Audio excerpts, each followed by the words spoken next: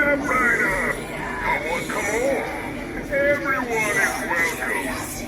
However, no entrance.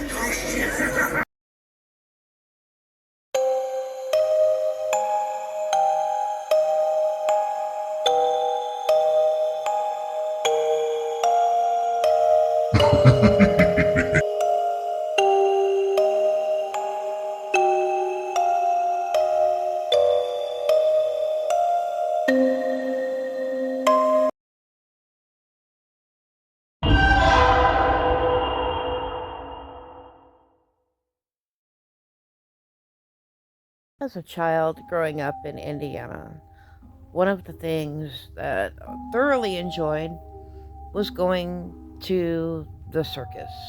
Ringling Brothers came every year. A few times got backstage stage passes to see animals before they had performed. We would go and sit and watch the show. The trapeze artists, the wheel, all of those types of things. The motorcycles. I thoroughly enjoyed the animals. Um, I loved watching performers such as Gunther Gable Williams, who performed with a lot of the lions and tigers and panthers and all that type of thing. Um, and then at the blind school, the Shriner Circus would come. When you were little, they had the carnival rides, some of the the animals, the horses, elephants, and things you could ride and touch. And during the circus, they would give us special headsets and to uh, what's the word? Two people would describe to the totally blind people what they were seeing as we sat there throughout the circus. And of course, all of the memorabilia and things that you could buy at the gift shops. As I said, I thoroughly enjoyed watching the animals perform. That was my thing. Now, looking back as an adult, if only I had taken the time to learn the true history of the Circus of Horrors.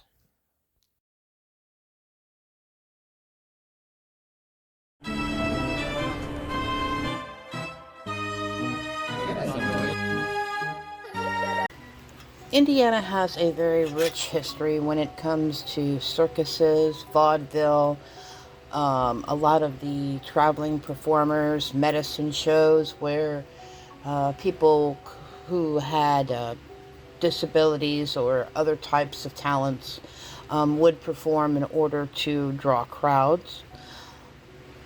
In the early 1800s, the earliest documented circus in the U.S. was in Philadelphia in the late 1700s, 1793, I believe. Don't have my notes with me. But circuses really became popular after the Civil War. A lot of times you would have traveling groups of entertainers, actors, traveling performers that would travel across the country. Um, in Indiana, we were no such exception. The medicine shows and such that would go on, that was a means for people to make money, to find employment. At one point, the Wild Bill Cody and his traveling group of traveling performers had even been to several cities in Indiana during his time as a promoter and traveling performer.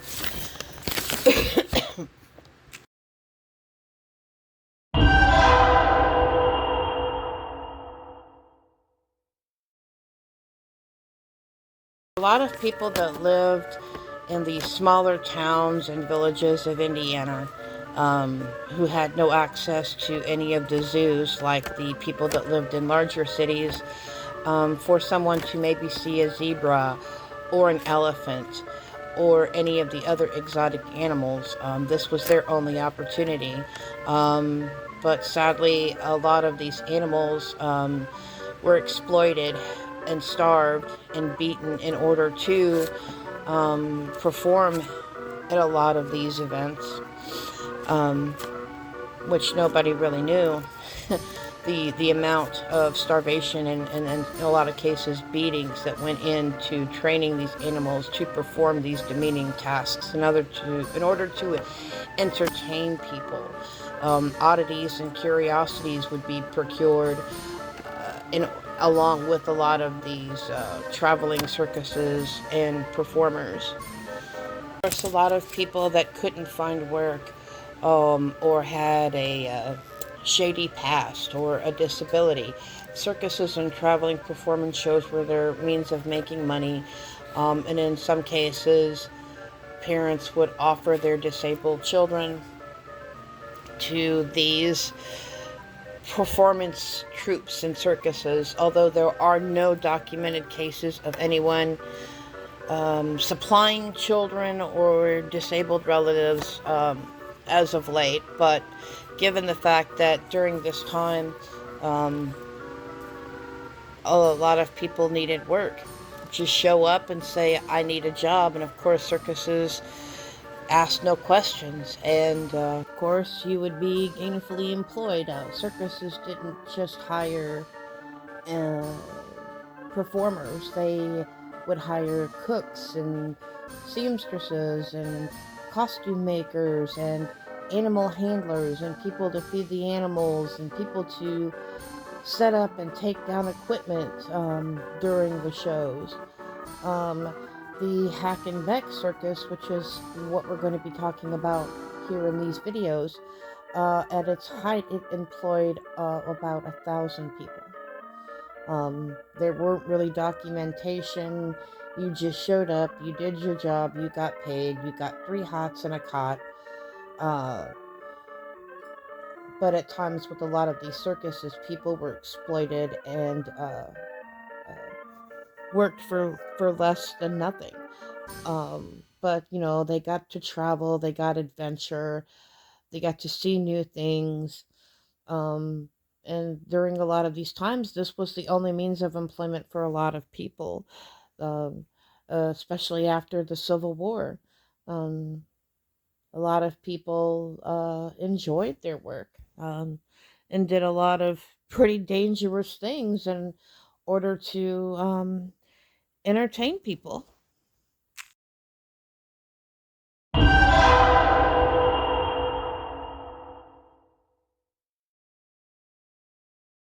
Even still today, the Ringling Brothers Circus has been on a 6-year hiatus, and the Shriners Circus has also been in trouble for animal abuse. As recently as, I believe it was 2025, there was a small family circus in Frankfort, Indiana that no longer appears with their animals. The ASPCA has took and saw to it that animals are treated better. These animals weren't kept in their own environment. They were kept in cages or in the trains, not allowed freedom like they would be in a zoo, just simply taken from their environment and forced to perform really demeaning tasks. This is Chada, a former blind circus bear who spent most of her life locked up in cages, being forced to entertain others when she couldn't even see for herself. But after being rescued by an animal shelter, that's when this amazing moment was captured. It was the first time in years that the bear showed any sign of happiness, splashing around in the water at the sanctuary, finally realizing that she was free from the only life that she used to know.